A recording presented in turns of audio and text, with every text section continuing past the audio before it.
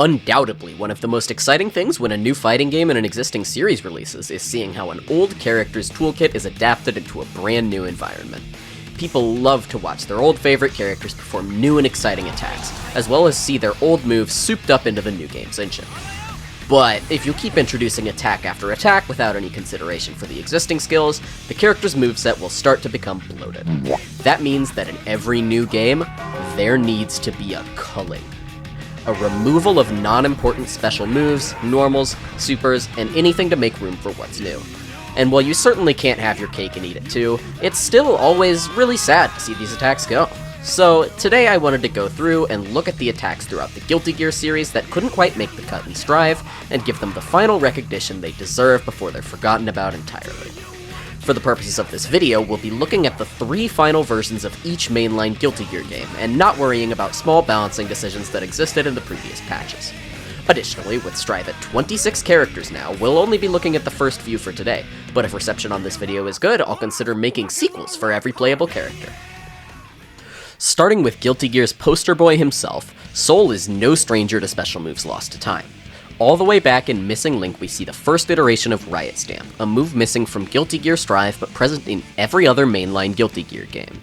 With this attack, Sol leaps back towards the nearest wall and then after touching it, jumps forward at the opponent to kick them. On Connect, this move wall bounces for a combo, but generally its high startup makes it a pretty risky option to use outside of in combos when applicable. In Missing Link, this attack isn't even an overhead, making it really hard to use to open somebody up, and it being -12 on block making it pretty obsolete. The move gets a little better with each iteration, eventually gaining use as a strange, high-risk, high-reward low crush as it gains its low profile on the first frame of its activation, and it has niche applications when combined with FRC and +R as well. As far as Missing Link goes, this move is entirely outclassed. Outclassed by what? Sol's other removed special move, of course. Dash Kick is exactly what it sounds like. It's a dashing kick. This move has high active frames, is active frame 1, only has 2 frames of recovery, and is only -10 on block at worst, but with 20 active frames, this means that with good spacing or a meaty setup, the attack can be super plus. On top of that, it leads to combos on Connect, making this a pretty outstanding part of Sol's kit that was unfortunately never seen again. There were a couple of interesting removals that stem from +R Sol as well. In this game and Xrd, Sol had a Rekka follow-up from his DP of all things that kicked the opponent down after hit for a hard knockdown, which is entirely missing from Strive. Additionally, this game saw the introduction of Ground Viper, which is kind of an interesting case. With this move, Sol assumes a low profile and stretches across the screen, finishing with a launching uppercut. Oh, and there it is in Strive. But they called it Night Raid Vortex instead? Weird.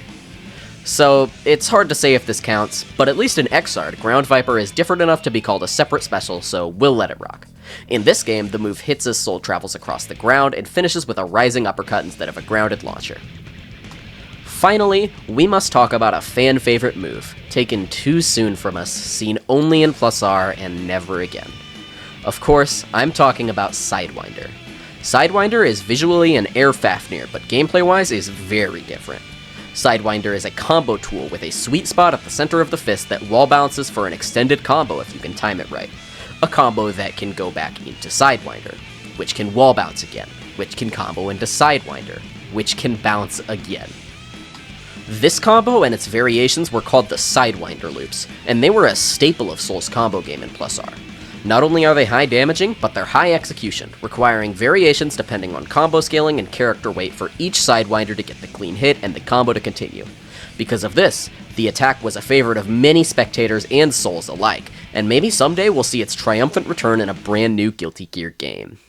When it comes to Xrd, only one special move was introduced for Sol and never seen again, and that move was Coup de Kero. Coup de Kero is a dive kick where Sol slams down in a similar pose to his Riot Stamp. This move is pretty safe on block and launches for a combo on hit, making it a pretty useful air option on a character filled to the brim with great air tools. But when it came time for Strive, Sol's kit was condensed a bit and he was allowed to use Bandit Bringer in the air, which fills the exact same purpose as Coup de Kero did, so it's not as dramatic a removal as Sidewinder was. Kai also has seen some pretty drastic cutdowns to his moveset compared to older games, and starting with Missing Link, we have Needle Spike. This attack is a jumping overhead that starts up in 15 frames, making it exceedingly tricky to react to. But it's -27 on hit. Oh, missing link in your questionable game design. In Plus R, we see a new variation on Needle Spike, the beloved Greed Sever. This is another leaping overhead attack that starts up in 18 frames, but with this being much more advantageous on hit, it actually works. Granted, Greed Sever only hits crouching opponents at around frame 24, making it pretty reactable with some practice. It does have quick high profile, making it a solid low crushing tool as well. This move stayed about the same in Xrd before it was converted into Fudrark for Strive. In Plus R, Sol wasn't the only character who got a Rekka from his DP. Kai received Lightning Javelin, a follow-up from Vapor Thrust that either wall-bounced or wall-splatted depending on the strength of the attack. This means that Kai could use his DP as a combo tool as well as a reversal, thanks to a Lightning Javelin allowing him to extend combos with either the bounce or splat depending on what he wants. Unfortunately, this move was removed come Xrd and never seen again. Kai's last missing move from Plus R was Lightning Strike, an interesting addition to his kit that I'm kinda sad to see go. This move could only be activated on a knockdown opponent, and it deals extra damage at the end of a combo in exchange for sacrificing Oki. I think this move is pretty cool because of how defined Kai is by his excellent neutral. Maybe in later games where he shines even more in the mid-range, he'd opt for using Lightning Strike a bit more. But alas, we may never know. Kai in Xrd received a pretty powerful overhaul with the addition of a brand new special, and a unique mechanic alongside it. Kai's Split Seal is a forward-thrusting attack that can be used to end combos, but most importantly, it places a grinder on the screen. Grinders are special gates that Kai can shoot fireballs through for powerful effects. If Kai can end a combo with Split Seal and get the H fireball through, he gets a massive projectile that the opponent has to block on Wake Up, giving him powerful 50-50 air dash mix-ups and letting him safely meaty without the risk of reversals, making Split Seal one of the strongest additions to Kai's kit to date. Maybe it's a good thing this move isn't back in Strive with how strong Kai already is. Mei's moveset has maybe seen one of the biggest overhauls from game to game out of anyone, with her missing Link iteration only sharing one move with Strive, Overhead Kiss, with the rest of them being completely different attacks that have since seen their removal. You may be surprised to know that in Missing Link, Mei wasn't a charge character at all. Her iconic Mr. Dolphin specials were added later on, and instead Mei has Aqua Rolling. This is a rushing special move a la Blanca Ball that works pretty much how Mei's Dolphin does, but without the charge required. But it's minus on hit.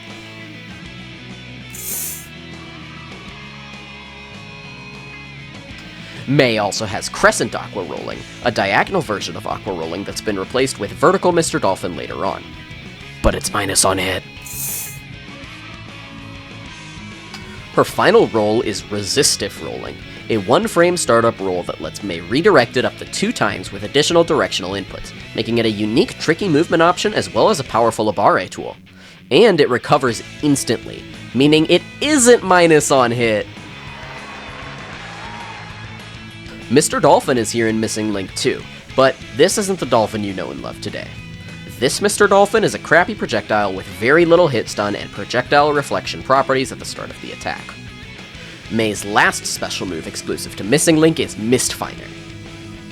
Wait, Mistfinder? Johnny's iconic Sword Slash? Yup. While she almost certainly learned it from him in lore, she actually was the first in-game user of the technique. For Mei, this attack is an anchor spin that reflects projectiles and can be mashed to create a wind effect that pushes the opponent away from her for its duration. But it's minus on hit. Mei gets to keep Resistive Rolling with a new paint job in the name Restive Rolling, but this time you don't get 2 redirects and it isn't 0-frame recovery, but it's still an extremely useful ground and air movement option for her. But this certainly wasn't Mei's most notable addition in Plus R. That honor would have to go to Applause for the Victim. This special lets Mei place a hoop at 1 of 4 locations depending on the button strength, then on button release, send a dolphin jumping through the hoop to attack the opponent. In Plus R, depending on your hold duration, you can get more dolphins, letting Mei keep the opponent blocking for longer. But in Xrd, this dolphin could then be jumped on by Mei for a more powerful version of Mr. Dolphin that let her use Negative Edge to create powerful set place 50-50s on knockdown, almost like a free trial version of Zato. In Xrd, Mei had 2.5 specials that never saw the light of day in Strive, first being Don't Miss It. For this move, Mei has her otter friend launch a beach ball up into the air which stays on the screen for a while before popping. The reason why I said 2.5 new specials is because if Mei gets close to the beach ball and presses down, she can jump off of it with Ball Jump, which has its own name, but isn't too special otherwise. Mei's last special move is another one of Johnny's adapted attacks, that being Ensenga? And yes, the question mark is part of the move name. Mei performs Johnny's fiery Ensenga attack, but messes it up right at the end, sending her plummeting to the ground to faceplant, but Mei's messed up version might be better than the real deal. Mei's version grants her a hard knockdown, letting her end almost any juggle with powerful grounded Okizeme at any height or part of the screen, which is a privilege many characters don't get in Xrd. Outside of that, Mei's kit remains consistent with her previous versions in Guilty Gear Strive. Axel is another character who's undergone some serious changes between his old versions and Strive.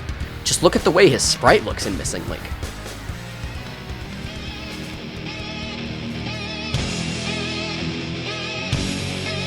Nightmarish. And nightmarish he remains, as his kit is a hodgepodge of missing hitboxes, missing hurtboxes, and attacks punishable on hit here in Missing Link. Starting off we have Benten Gari, but it's quite different from the Benten you might know from Plus R or Xrd. This attack is exclusively an anti-air that looks very similar to his 2S. It does get invuln late into its active frames, but it's no reversal here in Missing Link. Axel still lacks full invuln on Benten in Plus R, but the attack is upgraded to a 4-frame Abare option that has throw invuln as well. Here he can do a version with or without the anti-air, which sacrifices its quick startup for a combo on Connect.